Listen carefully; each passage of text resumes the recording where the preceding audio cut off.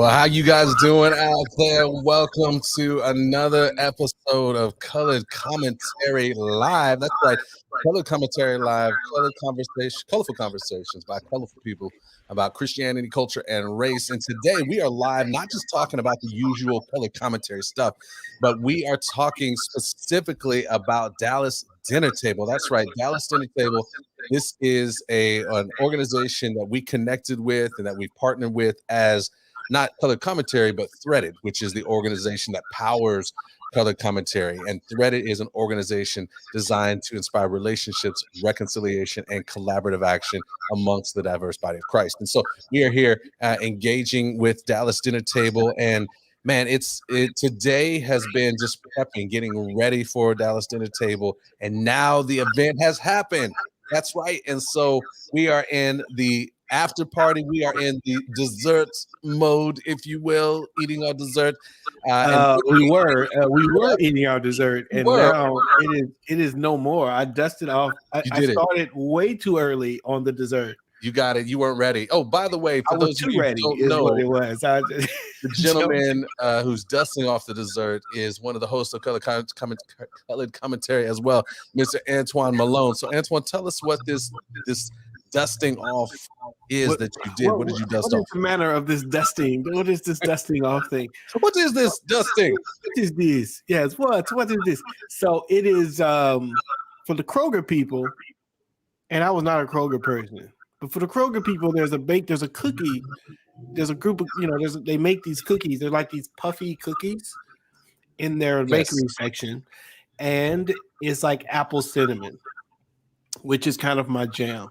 So I had some of those puffy cookies with the vanilla bean ice cream, and all I can say is yes, sir. Yes, sir. I will go in there and get some more in a minute. Oh. So if you see an empty chair, You're going to go get some of those puffy. It can't be dessert dinner table or dinner, whatever, Dallas dessert table, whatever we're going to call it. It can't be dessert stuff if ain't no dessert. So I'm just making sure that, it matches what we're doing. I feel you. I really wanted to get, I was hoping to go get some of the ice cream. So that's the first. I am curious. We've gotten Dion is in the house. What's happening? A professor, a doctor, a reverend Dion Curry. Dion, how are you doing? Welcome to the show. It looks like you're muted, but come on in. Tell everybody hello. Hello. I'm muting. I'm getting some feedback, so I'm trying to figure out what's going on. So give me a second. It might be Antoine's microphone, or maybe, or is it? Might be. Yeah, I think it might be. Erica, you might be giving us a little feedback on your mic. Yeah, for sure. If you got some headphones, that'll clean some of that up a little bit. But go ahead, Dion. You were saying, I think we can hear you a little bit. We did this with you earlier, right? So good. So we're talking. We're talking dessert. If you were going to be sitting here right now, Dallas Dinner Table dessert. What is the dessert of choice for this right now? Oh, she got the apple marble cake.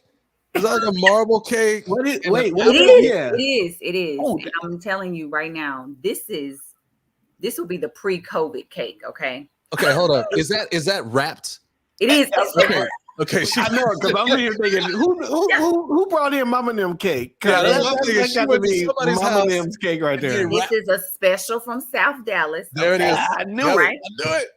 Okay, so what restaurant? I was like, okay, I gotta get. Place did you get that from? That's right. I was like, I gotta bring something from a Black-owned restaurant here in Dallas. So we're running like, let me try one. That didn't work. Okay, maybe this going. So here we have. This is from Blackjack on MLK. Okay? Oh, Blackjack Pizza, and you can get some hamburgers and Blackjack Pizza. Okay, Blackjack. Anybody from Blackjack Pizza in the house? Say something in the comment. Let us know what's going on with this cake. Whose foot is in this cake right now? This is huge. Y'all see how big this is? That's why we knew a third of a cake. We knew you had gone to a soul food joint to get that. Because the portion was way too big for anybody. They just giving it away. They just like, we've been giving this away all day. They wrapped it. It's ready to go. That mug was ready. Like they made that today and wrapped it up. Several uses for this. Okay. You just might. You need to do. Put that down.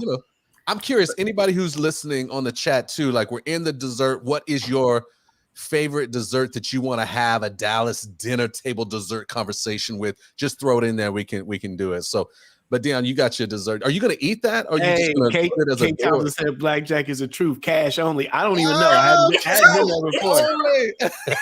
Cash only. They like, look, man, we don't play around. You pay none of these extra fees. No check. No credit cards. You got to bring the green. I love it. That's all you get. I love it. I'm putting it on my list. Blackjack is in the house. We're going to check them out soon.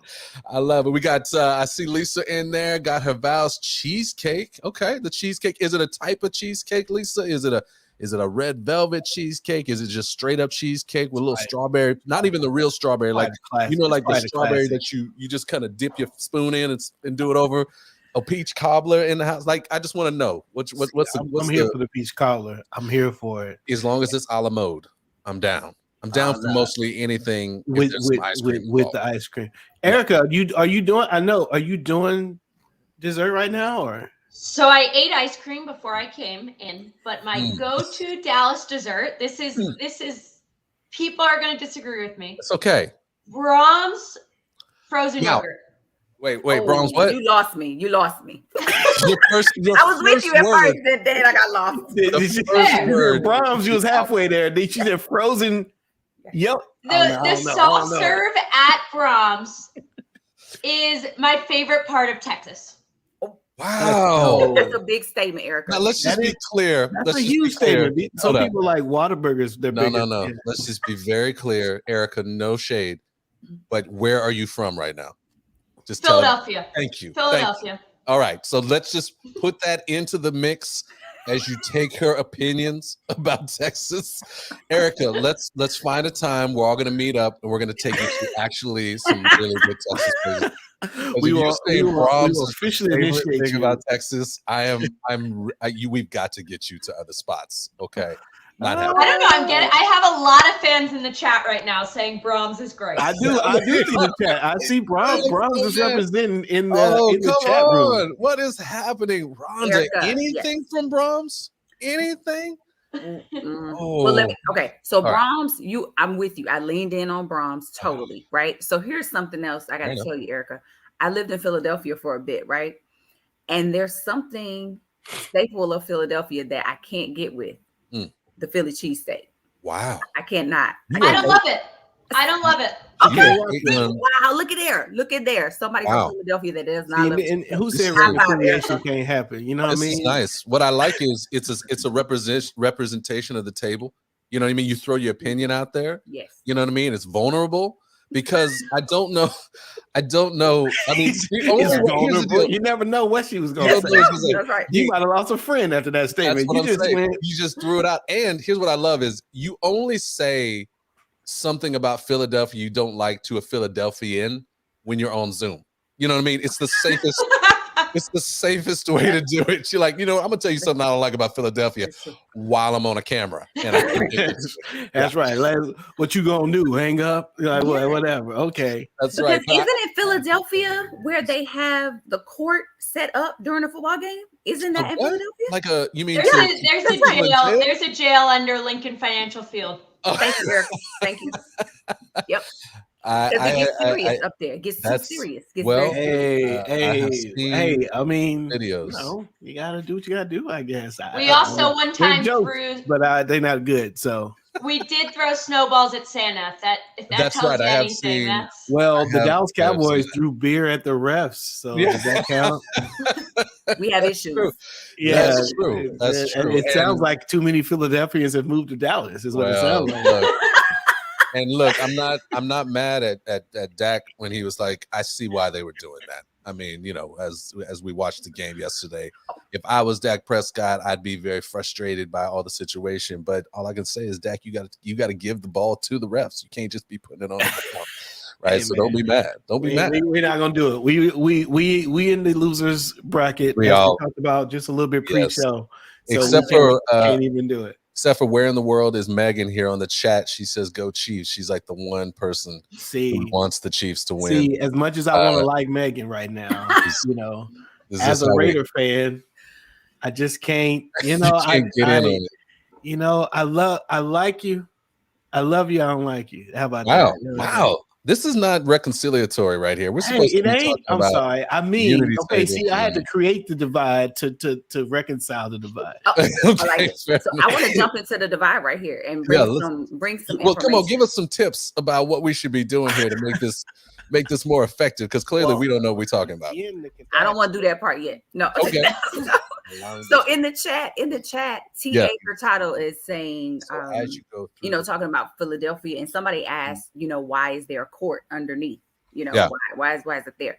And that's because the fans get so out of control. It's to be able to get them processed quickly. That's why it's there. Like exactly we don't have time for next week, and court date. No, you're going right now. We're gonna take care of this right now. Yes. Your behavior was out of control. It's basically Jabba the Hutt, right? Just you standing over the prison. They just like press the button and you just drop in. Drop in. I love it. That's a problem. It's wonderful. It's what is it? The judicial system at work. It's quick.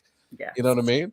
Well, look, I should have been highlighting some of these comments. Dang it, I gotta get on it. Okay. Well, that's all right. Keep it tight. We got a lot of folks in here. It's good. People that look. If you did the table, give a shout out in the chat saying, "Hey, how much you loved it," and that's what we want to see. We don't want to hear how much you hate it.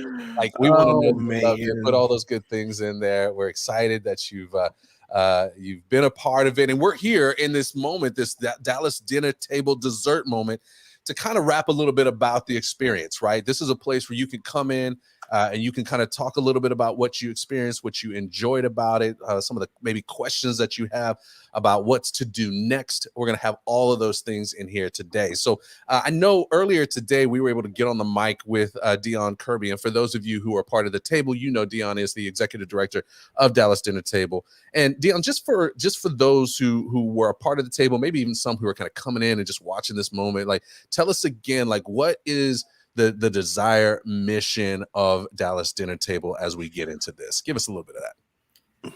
We're exploring the power of conversation, and many people that participate, it's that power of connection. It's what Eric and I were just talking about. Brahms, whatever that is, but it's that time to have a conversation that otherwise you wouldn't have. It's an intentional time to have a very specific conversation for us to explore what's made us uncomfortable, what might have been a bad experience, maybe something that we watched somebody else go through. We didn't know how to react. We didn't know how to respond. And so now we're at a different place reflecting on that. Like, man, my response should have been different or could have been different. And now I'm ready to do whatever that might be. So we're exploring connections with people and allowing the conversation to prompt us to be better. Yeah, absolutely. And I'm looking at the chat. I see folks. I'm not going to say this right. It's like T.A. Hurtado. I'm sure there's like a way to actually say that goes together. We don't call her Hurtado. That's Hurtado. Hurtado is in the house, and she's like, this is her 11th anniversary facilitating at Dallas Dinner Table. That's exciting. I see Sarah Bettman, her first time, an incredible experience. Fantastic. I would love to hear from Hurtado. As you put in there, you can tell us like what we really should be calling you. Even then, we may still just call you Hurtado.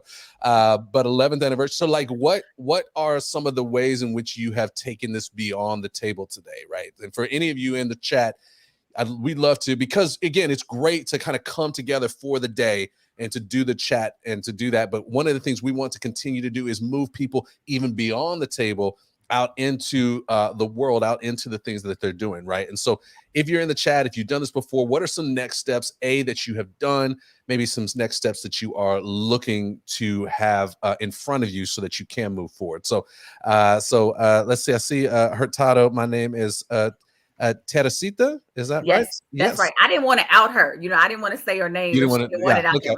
Teresita. Hey, you made up for it. That's the way you did that other thing. I'm doing Hurtado. I'm going with that. I like that for some reason. I mean, I like Teresita. That's dope, right? But Hurtado seems like, I don't know. We were talking about football earlier, so maybe like Hurtado, like it's like the back of a football jersey. So we've heard about a little bit about Dallas Dinner Table, what it is, what you're trying to do, Dion. So this is your first. This was your first time as the executive director, but you've done Dallas Dinner Table before, Dion? Is that correct? I have. I've had the opportunity to participate in person. Oh, yes. And so this was my, I actually gone through it a few times now. So this is the first time really behind the scenes in this virtual environment, though, so this is the first time. And then it's my first MLK Day with Dallas. Okay. Yes. I see. That's right, because it's not just happening. I see in the chat that Brian Alexander saying they need to do it several times a year. And so what you're saying is there are other ways and other times in which Dallas Dinner Table is done. It's just not maybe on this grand scale. Is that how that works? Yes, this is our one time a year. It's been one time over our history, one time on MLK Day where it's just open to the public. Anybody can come, and we've historically offered this event free of charge. So it's my first time jumping in there one time. And then throughout the year, corporations can bring us in, nonprofits, faith-based organizations, all of that. We're available to come in and, target your particular audience. And that's what we do throughout the year. Okay, so that is it. Will it be similar? Is it similar to what happened tonight? That if I'm going in, I'm seeing someone who was asking, maybe it was Lisa who wanted to have that, or somebody, I can't remember who it was, but was asking for a little bit more. Oh, here it is. It's Tiffany. Tiffany's saying, "Hey, I wanted to continue this conversation outside Dallas Dinner Table in the workspace." Yes. Would you come in and do very similar things that you did tonight in the workspace with Tiffany's folks? Absolutely, and we can offer that in person or virtually. We've been doing it in person, with precautions right now. So yes, absolutely. That's what we would do. Yeah, absolutely. And I know, when we were talking about this and kind of getting the show kind of put together, we were talking about, hey, Dion, come in, talk a little bit about it. And we'll keep talking more about it. But we also have Erika in here. And Erika, you jumped on. I didn't even get your last name. You just Erika at this point. You know what I mean? Like, it's just it. Erika from Philly. Eric, that's it. Erika from Philly. That's you know everything you need to know about me. What else is important? Is that Erika from Philly? That's it. You want me to know more. You want me to know more about you, right? That was fair. Erika Brahms is what we're going to give you. Is what your name is going to be. But Erika, this was your first time, right? To do Dallas Dinner Table, and then you facilitated as well, correct? I was not a facilitator. This was my first time. So I work at Temple Emmanuel in Dallas, which is a Jewish synagogue. And we had reached out to Dallas Dinner Table wanting to learn more. We are working on become a truly anti-racist congregation. And we are doing a lot of racial equity work. And we thought what we heard from people was that they wanted to build relationships with people that look different than them across the Dallas community. And that's difficult during COVID. I mean, that's not, you also don't want to tokenize people. And the way to go about that is a tricky situation. So we looked at Dallas Dinner Table to kind of see how they do the work and potentially bringing them in to work with us in the future. I had an absolutely great time. My group was great. We were able to disagree and agree on certain things and have different relationship that these conversations aren't always able to be had in the outside world. So it was eye-opening, and I think exactly what I was looking for in this time. Fantastic. And look, and just kind of to give a shout out, you said you are at Temple Emmanuel. Is that Rabbi Zeleny over there? No, that is Beth Tura. She's great. This is Rabbi Stern. Okay. I was trying to keep, we run around with several of the rabbis and obviously want to acknowledge the situation this weekend that happened here locally as well, and just remember that community as we talk about these conversations. Those are the kinds of things that we want to fight against. We're fighting against that kind of hate that would target areas because of their the racial categories, cultural categories, and so we are with and combined with our friends in the Jewish community as they're engaging in this. So thank you for being a part of this, Erika, and thank you for your synagogue being a part of this as well. So this was we appreciate that acknowledgement, and that's what we need. I think I struggled today because at the same time as the Dallas Dinner Table event, Rabbi Charlie, who is the rabbi at Beth Israel.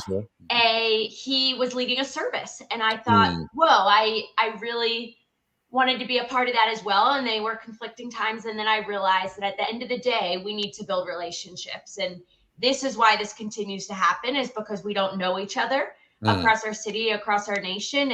And in order to do a better job and to have less hate in our communities, is we need to build those relationships. Yeah, so, absolutely.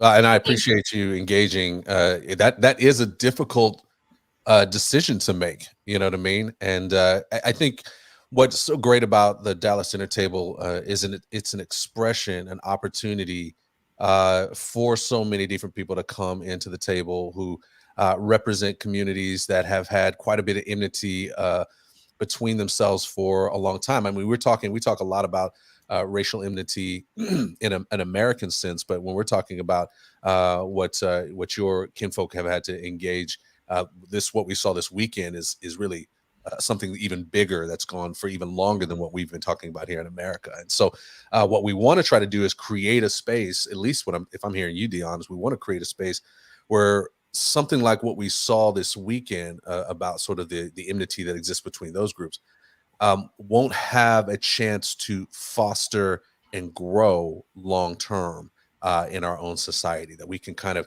try to create relationships that will create collaboration and mutuality and love and solidarity across it, as opposed to more hate and aggression, right? So it is a great opportunity as you jump in with us. And so thanks for being a part of that. So it's your first time doing it. What was it everything you thought it would be? What, anything surprised you? Was it all that you dreamed? Was it all that you dreamed it would be? Shout out to my Coming to America fans. That's all right. I got a couple of Coming to America drops in here. I might jump in here as well. So yeah, was it all you dreamed? I had similar expectations to what it was. It was a very diverse group we had, whether it was age, race, and background, and that is definitely something I wanted. And the questions that were asked were beyond relevant and kind of targeted to each person, that led us to have a more in-depth conversation. Real quick, you said beyond relevant. Is that what you said? Beyond relevant? I think I said that. That makes sense. Okay. Yeah. No, I'm just curious. Like, do you have an example? Like you say, beyond relevant. Like, I'm like, oh, that's dope. Beyond relevant. Yeah. Like, you got relevant, which everybody's just trying to get to, and somehow this is beyond it, right? So, do you have an example for the audience? Like, what's up? It's going to be relevant tomorrow, is what that is. It is relevant today. We got to wait till next week. Pre-relevant. Thank you. I like it. Pre-relevant. I think so. One question that was asked was based on my Jewish experience. I had mentioned in the group that I was Jewish, and they mentioned Saturday's incident, and I was able to say how it's hard because this is a conversation about racism, and a lot of times I have trouble. We don't want to center ourselves in that conversation. I'm white, and at the end of the day, I have that white privilege because I am white. And how do I balance anti-Semitism in these conversations? So I think that's important. Also, a conversation on education being a barrier to conversation. And I was a teacher before this. The facilitator had no idea of that. So it was just like, whoa, you're reading me. And I was able to answer about critical race theory and different things happening in Texas at this time that I do think is dividing us more than bringing us together. That's good. It's interesting to hear about what was happening in your group. I'd be interested, those who are with us on the chat, I'd love to, like, if you have kind of some singular things, topics maybe that were brought in and brought up at your or in your table, like, I'd love to put those in the chat so we can engage those. Any further questions maybe as you get into that? Many of you are new to the show that we have here, Colored Commentary. We've got multiple episodes in which we attack a lot of these different aspects and issues. And so we try to help people get a better understanding about some of the things that are going on in the race conversation, and really try to give them a lens to peek through that maybe is not their own, which ultimately, again, this is why we love Dallas Dinner Table, is it's this opportunity for people to come to the table and drop in sort of their own lenses and their own thought processes. So if you have been in the group before, if you were in it tonight, like throw into the chat, hey, this is what some of the things we talked about, and that'll help us. Yeah, Lisa McKay, you shouted out room 15, so I want to know what happened in room 15. What happened in room 15? You know, what was going on in there? It sounds like you had an exceptional time with exceptional people. I want to know what's going on with room 15. So let us know. Give it fill in the blanks. I heard you talking about Kendrick Lamar over there, Marcus. I did mention. I just yes, you did. We had some music to kind of kick us off. In your group? No, for the whole event. Overall, to start us off. So I had fun really kind of polling my friends about one of the songs in particular. Okay. We played Lovely Day, you know, and What's Going On was in there too. Wait, which version of Lovely Day? Lovely Day.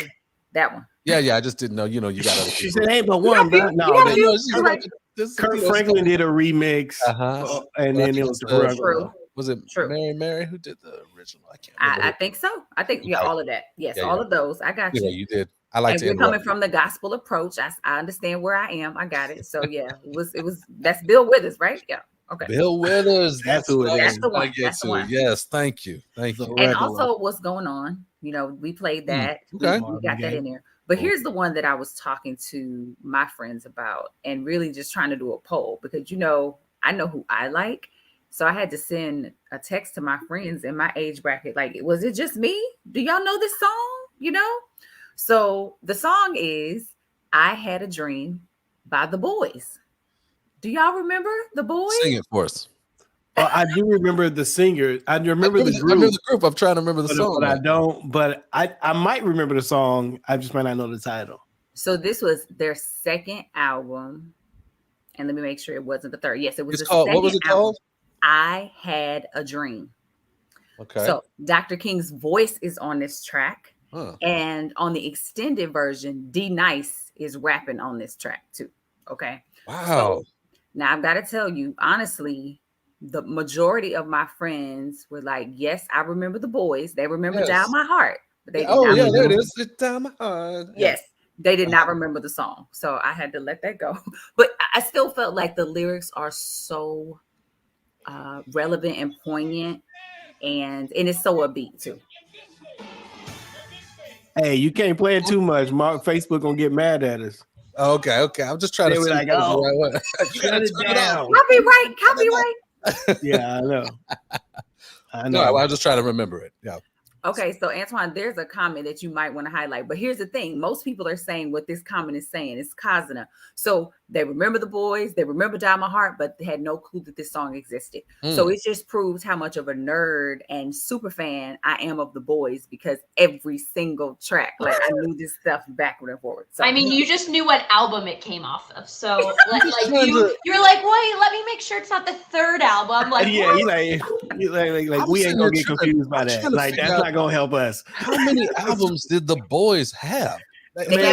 They had 3 as The Boys, but they have other subsequent projects, and so not as The Boys. They had a couple of different like solo. Did some of them break out and go solo? All right, I gotta make the note. I'm gonna go ahead and check it out. Solo, but they're doing some group projects too. Some are into film. I mean, it's a lot. They're doing a lot. I have put it on my Spotify. I'm gonna go back. Look, so did Brian. Brian's trying to figure out where it's at too. He's like, "Hey, I was all about that playlist." That's good. That's good. I'm glad that people were enjoying. That's look.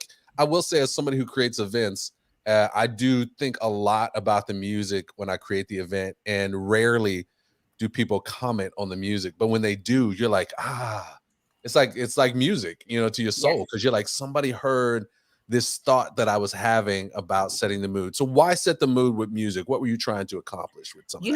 It's so important, Marcus. You and I have talked about this. My background in performing arts, and to me, you cannot have an event. I have to put that intention into the music, and with all the other details, it almost got lost. I almost didn't focus on it. I almost didn't insert. And I'm like, no, this is superbly important.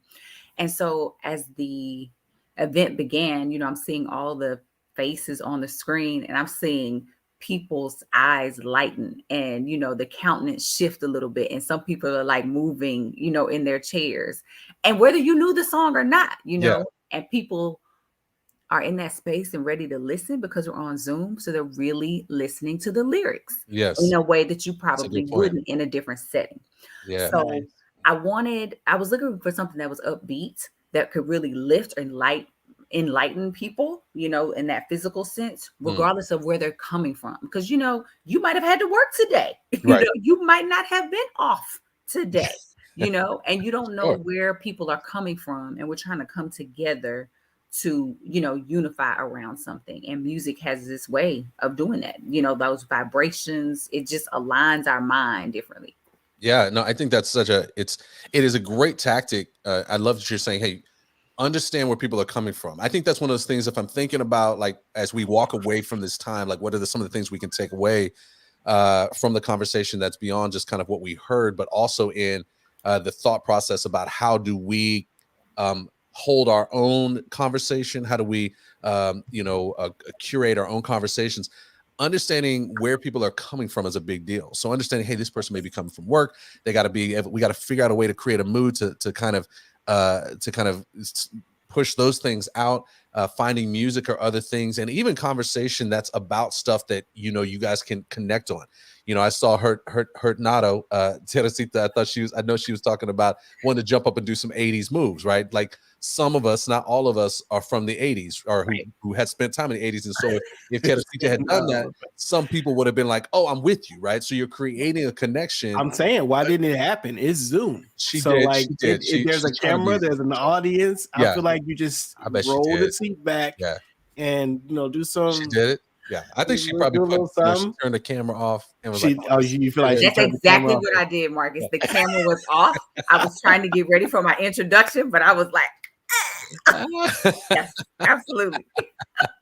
So yeah, but those are great tenets, I think, and just learning for us. Like, here's a way to take and do this conversation when it's not with Dallas Theaters.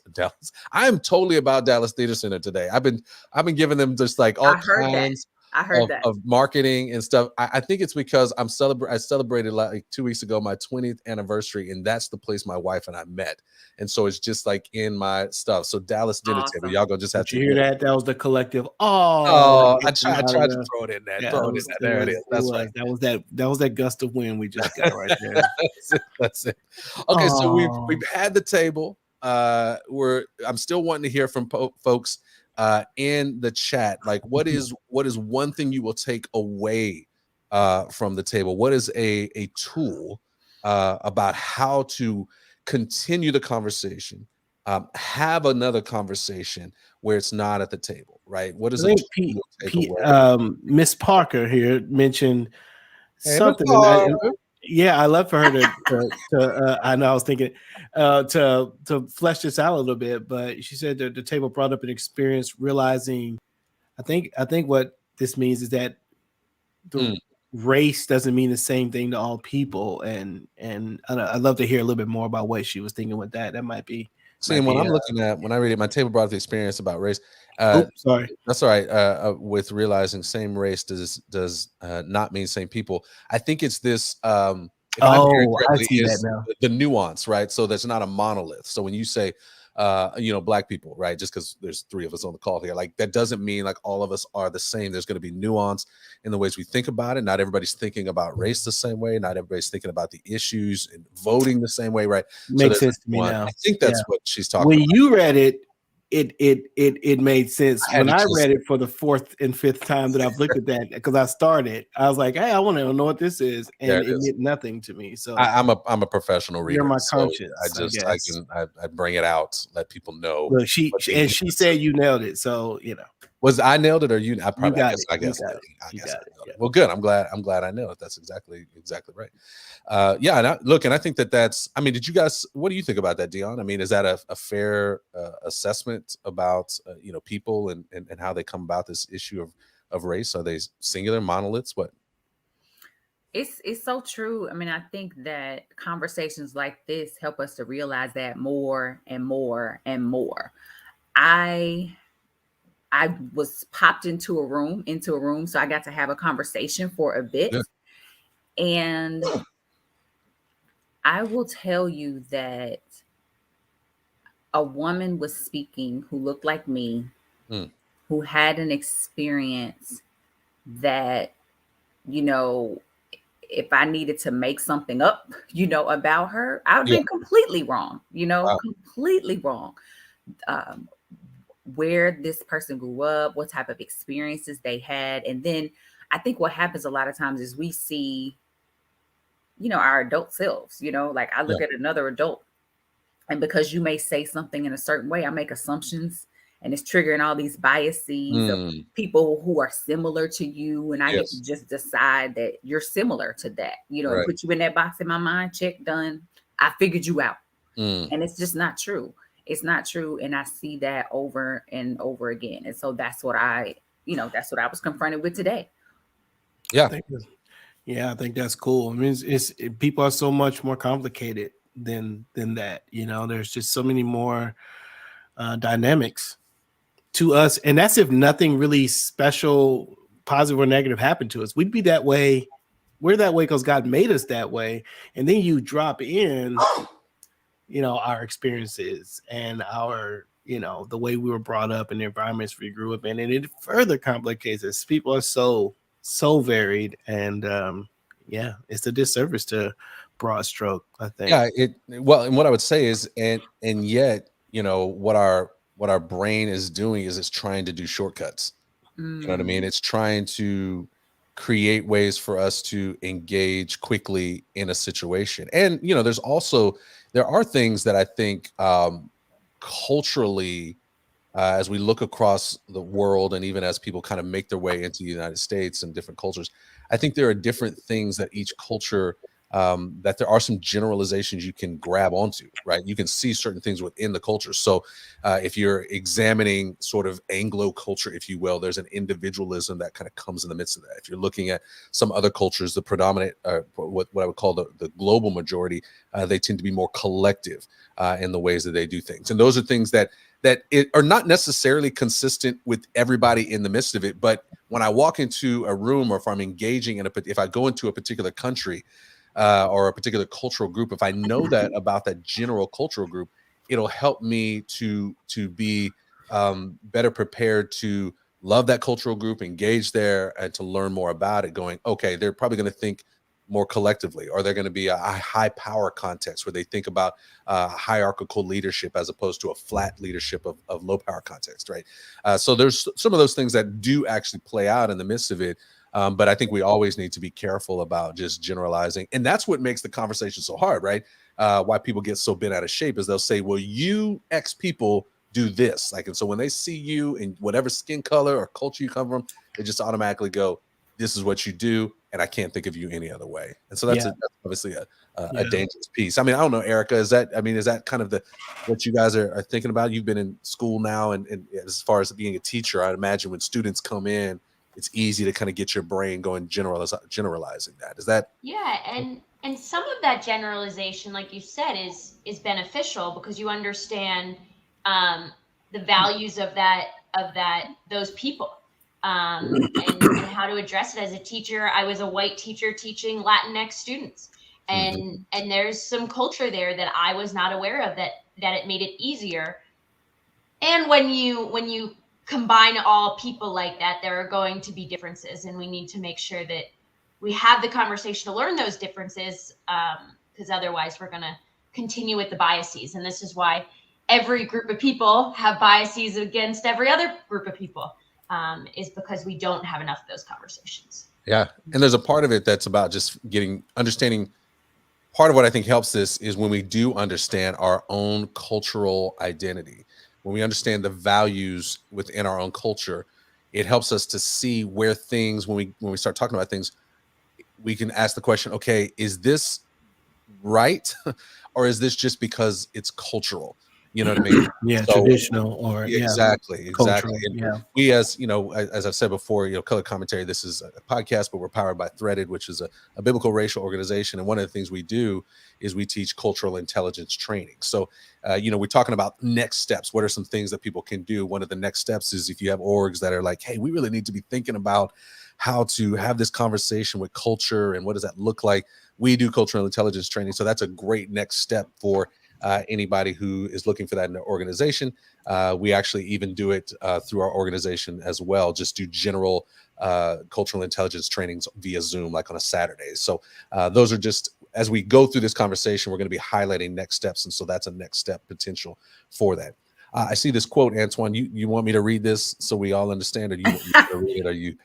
Marcus is a professional reader. Y'all call that right? A professional reader. I'm just making up jobs. With his voice comes comprehension. It's audio and comprehension. Yeah. Well, let me give it a try. Then our group. This is Lisa. Thanks, Lisa, for putting this in here. Our group had different generations to share how views of racism have evolved.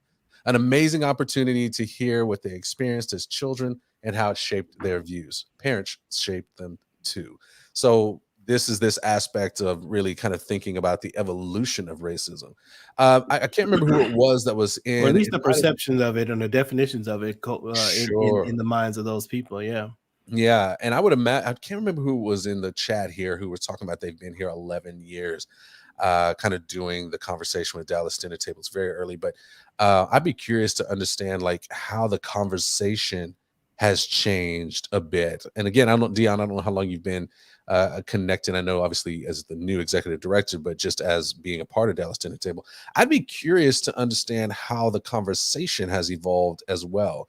Did you see anything this year that's a little different, that's on the table a bit more than you have seen in the past, Dion? I can tell you that the team, our committees have really worked hard in the last few months around more specific questions, more intentional questions, things that go a bit deeper, and that's really been guided by our mission. And so we've looked at the mission and really gone back, like, are we really getting at the things we want to get at here? And even with our survey, we're working hard to refine, to do better, to improve what it is that we offer. And so we've combed through our survey and really carved out time for people to give us feedback. Tell us more about this experience. Did it meet your expectations? How do we dig deeper? And then what our follow-up looks like. So we've really been just trying to look at the whole process. How can we do what we do better? And so I would say, that's one of the marks of evolution of how things have changed. We've also had to look at what's the difference between having a conversation like this 20 years ago when the organization began having this conversation, and what should it look like now in 2022? What do we need it to look like? What does that mean for it to continue to speak to the generations? And so we're still answering that question, but we've definitely gone at, tackling it, from a few different angles. Yeah. And I see Teresita has dropped some few things, and I'll get to Bianca in just a second here. But Teresita, I saw you were the one who had been around for 11 years, and I think that was what you said about you said I feel that people are more vulnerable and more educated about the topic. I think that's a great observation. I think this current environment that we're in has required people. If they want to, continue relationships, if they want to understand it, that they've got to do a lot more reading. We've been in this game for a good bit, and we've watched just the mounds and mounds of new books that are coming out, and people recommending all of these different books. And so you come in, and there's just a lot more people who have been educating themselves in this situation. And so I agree with that. And I think we, as you're saying, Dion, being prepared to understand that people are going to want to go even a little bit deeper. And that's kind of where we can talk a little bit about as far as next steps. But Antoine, you were going to throw something up that Bianca was talking about. She was, I think, giving credit to oh, wait a minute. Hold on. This one. That's right. Yeah. Giving credit to Lisa. Good questions to ask ourselves. What should we consider unlearning? And how do we look through different lenses to better understand different lived experiences? What do you guys think? How do we, I think that's an excellent question, Bianca. So how do we consider how do we unlearn? It's funny because like unlearning is like some of the things you need to unlearn, or you need to unlearn what you learned yesterday.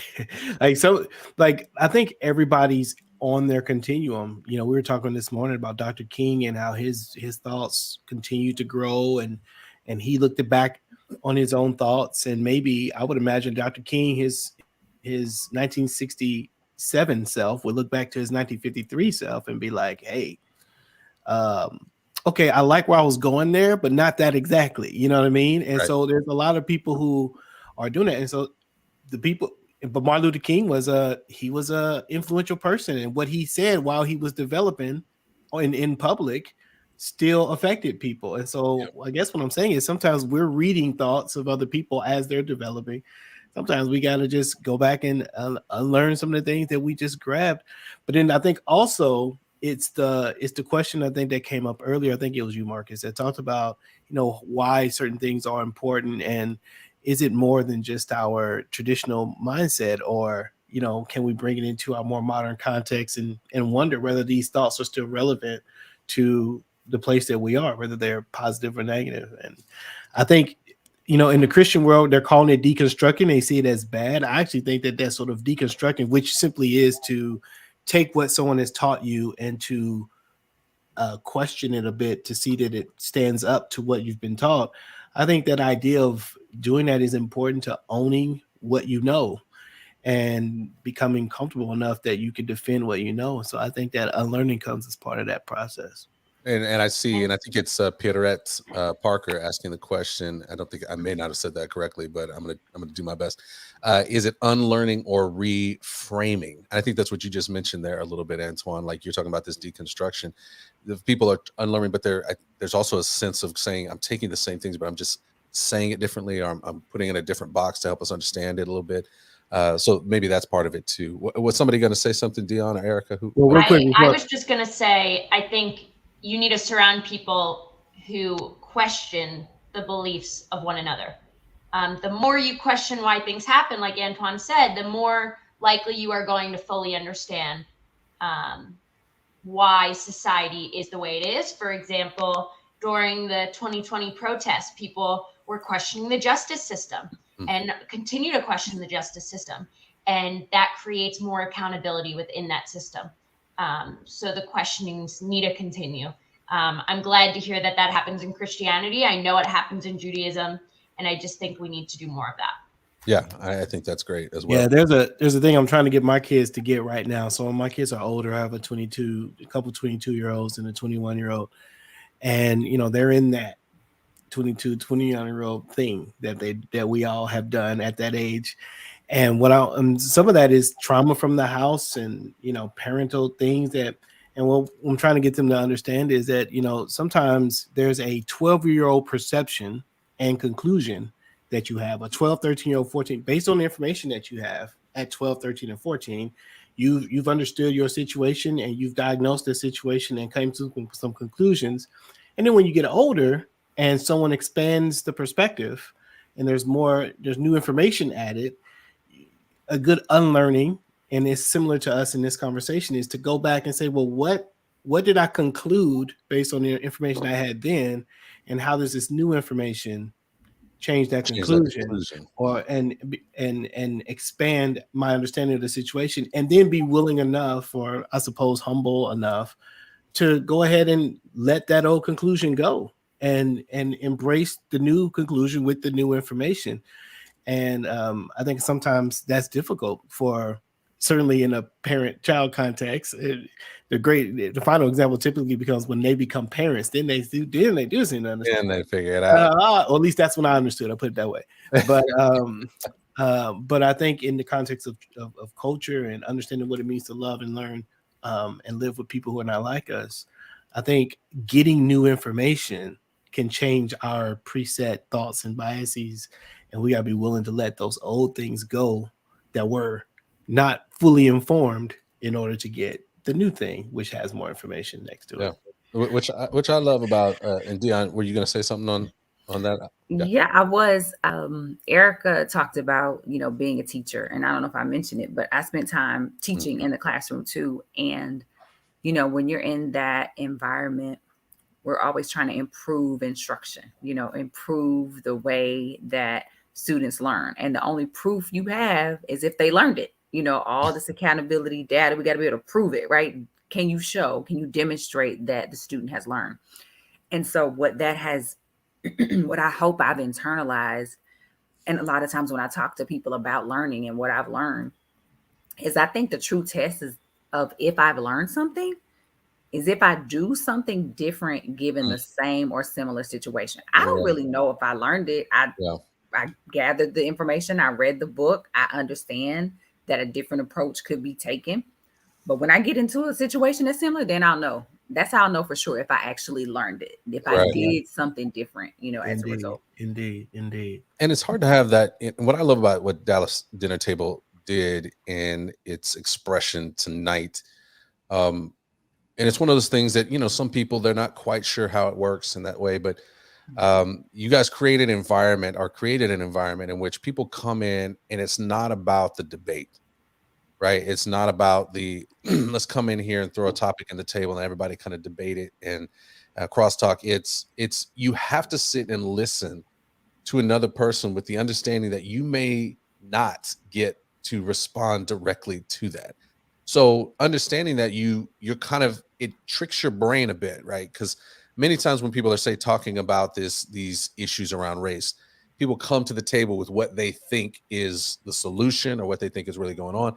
And so when somebody's talking, they're just waiting for you to finish so that they can throw at you what is their counter to that, right? So they're preparing that way. But since you guys set it up in such a way that, hey, you won't actually get to throw that in, so you might as well just sit and listen, so that you can potentially break down some cognitive dissonance and actually learn something or hear a perspective that you never would have heard because your brain would have been working on a retort. And so I think that that's a helpful aspect of what you guys got to participate in tonight. And it's the only way in some ways that we're going to unlearn is there has to be these things that almost force us to stop thinking over people's conversation. You know what I mean? Where we actually can listen to what they're saying so that we might actually be transformed by it. Now you can get that new information that you might need. Correct. That you might need to come up with a better solution to the problems that we're in. Because what we have to understand is whatever the solutions we've come up with so far, they're not working to the fullest. So we're going to have to be thinking differently, learning differently, and I think because we have been so naturally separated from one another, and I'd say naturally, there's also been intentional aspects of that as well, that we haven't been able to really maximize or capitalize on all the intelligence quotient that exists in this country, because we have been so concerned about who is at the top and who is not, or who gets what and who doesn't. And I think if we can get into the place where we go to create a scenario of the beloved community, this is what Dr. King is talking about, where all people can come into the table, we might create something absolutely fascinating that we had never dreamed about before. But we can't get there if we're constantly just waiting to talk and to put our thought out there. Now, look, we got a few minutes left. I want to make sure that we are talking next steps, right? So, Dion, let's start with you a little bit. You were talking about the survey. Has that survey gone out?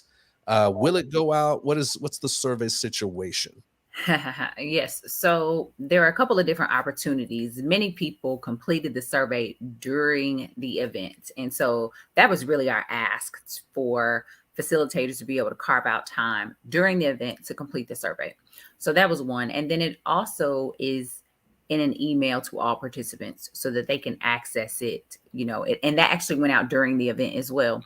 So it's there in people's inboxes to be able to access it if by chance they weren't able to finish it during the survey. So, or during the event. So that's what we did with the survey there. And one of the things I'm hoping to do is to just better support people staying in contact with each other. A lot of people jump back into the main room and say they want to stay in contact with their group. So we want to help support that and make sure that people can stay in touch. We are working on what our next step, like curriculum, is going to be. Like, what is our 2.0? What happens after this? And we have a bunch of ideas and different, even different target audiences, that we want to go for. So we have that in mind. But also, we're excited about partnering with Threaded and making sure that people know about what you all are doing and how they can engage. So, those are the next steps that we're setting up for people. Yeah, no, and we appreciate that as well. I love the partnering in this conversation and in this work is what I'll say, because it's more than a conversation. It's more than just building relationships. There's some actual human flourishing that we're trying to move toward as well. There's some restoration that we're moving toward as well. And so in this work, it's just a lot. We have been we took hundreds of years to build us to this place in which we have to have conversations, right? The core of reconciliation, if I can call it that, studies is not just the, hey, how can we come together and have conversation, but it's really trying to work to change or do something about the thing that caused us to have conversations about reconciliation in the first place. Right. We got to go. It's kind of the go to the source. You got to go upstream, right? We're dealing in the conversation is kind of dealing with the symptoms. We need to go after the virus, if I can use that particular language right now, that brought us here. And so I think, thinking about that means that there's a lot that needs to be done in the midst of it, and it can't all be handled by one group, organization, person. And so what I love about Dallas Dinner Table, they're creating this space for many to have maybe their first sort of table experience, right? That gives them a positive feeling about the conversation. And there's others who can help walk them along the way in different spots. So for us, because, we're a biblical racial reconciliation organization, we have things that can kind of maneuver across religious engagements, but there's also things for those who are a part of the Christian church that we engage with. And things that we have coming up that are even next steps for just general public is we have a Let's Talk Race class that starts 5 weeks. It's a 5-week course that we do twice kind of in this semester. The first sort of the quarter, if you will, first semester of it starts January 31st and February 1st. And it's 5 weeks. All you got to do is go to wearethreaded.org/groups and you can sign up there. It's 5 weeks. Particularly if you're new to the conversation, particularly if you're, let's say, if you're a white brother and sister in the conversation, you're like, man, I'm just trying to get these terms. Like, I'm trying to understand, like, people are talking about privilege. They're talking about supremacy. They're talking about fragility. Well, we try to bring those terms in there and help you understand that in a safe way where you can ask questions that you may think are stupid, but we just hear them all the time, right? And so we want to help people engage that.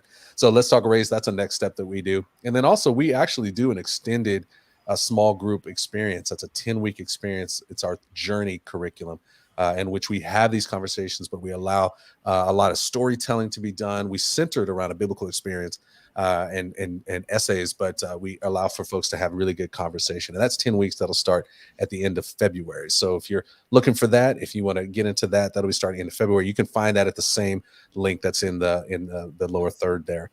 And then we're going to be doing a Dallas African American history tour, walking, getting on a bus, driving to some spots in Dallas and understanding how African American life has been and the history of African Americans in Dallas on February 19th. It's a tour. It's in the morning. So we're going to be doing that as well. For those of you who have now been able to, now that the book The Accommodation has been let out of prison, as far as a book is concerned, people are reading it and they're finding out a lot about Dallas's history and this race conversation, which has been almost intentionally kept quiet in this part of the world. And so that's our tour is another opportunity to get a little bit closer in there. So those are some next steps, at least for a threaded conversation that we're doing. I know that there's others who are going even further. I think one of the big things too, and Antoine, if you got something you can add to this, but one of the big pieces for our next step as well is really looking at some of the systemic issues in our city and looking for organizations, community development organizations who are doing something about those systemic issues really holistically. And I think that's a great place to partner with them. And that's so engaging in that as well is a great thing. So I don't know, any other next steps? I'd love in the chat if you've got a next step that people are. I think one of the really super duper simple next steps, if you will, from a threaded point of view, like our heartbeat is to walk alongside you in your journey to, bring the love of God to the conversation around race, because we think that God's love is the answer to that sort of thing. It's the template and it's the thing. So, so if you'd allow us to be a resource to you, that would be fantastic. And then be a part of the community where we can learn and rub shoulders together and be able to move each other forward would also be great. So one of the ways to do that is just to hang out with us a little bit with Threaded. So if you want to, one of the easiest things to do is just subscribe to the YouTube channel. We're always on here doing things. We have a live Q&A that we do every month where we just invite people in, and we don't have any notes. We just let people come in, and whatever they're dealing with, right, we talk about. So I got one of those Wednesday. On Wednesday. And we're doing a lot of live stuff. So yeah, so on Wednesday, yeah, that's going to happen. But if you just, if you'd like to do that, or if you're on Facebook and you want to like the Facebook, just consider Threaded as a friend to you and a resource. We often say we kind of want to be the Yoda to your Luke Skywalker, if you will. It is not Yoda's story. It is Luke's story. That's right. We need another. We want to be the Dumbledore to your Harry. Like what do we want to do? There you go.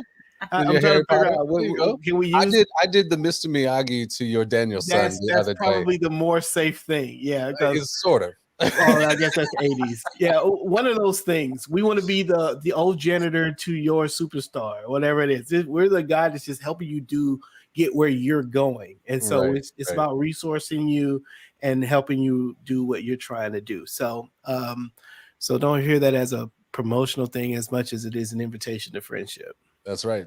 And yeah, again, Erica, I know we've been kind of talking next steps, and as someone who's new into maybe into the conversation, but at least new into Dallas Dinner Table, any next steps that you're thinking about for the audience as we kind of get wrapped up here in the conversation?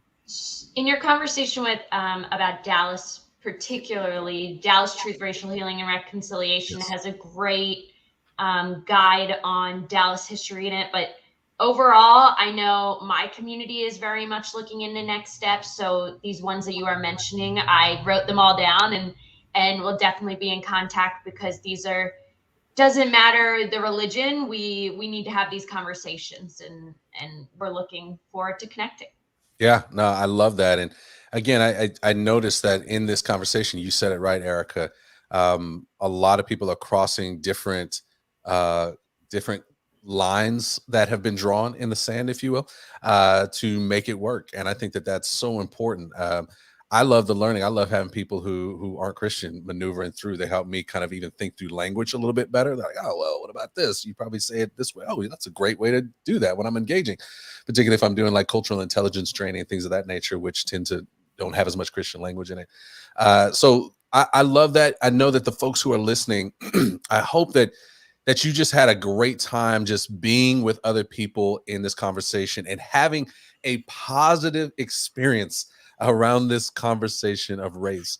I think being able to stack positive experiences on top of one another opens up the opportunity for more people to engage and more people to invite others into the process as well. And so kudos to Dallas Dinner Table creating a space that hopefully will generate more positivity and more a desire to engage. So Dion, as we're wrapping up, any last words, any last thoughts you want to say to the people listening as we make our way to the end of this time? What you just mentioned, Marcus, is so important. You were saying kudos to Dallas Dinner Table, and I think that's true. And it's Dallas Dinner Table, started with a group of people who wanted to create a space to have a tough conversation, to have a conversation that needed to happen, based on what was happening 20 years ago. And we see and know the relevance now.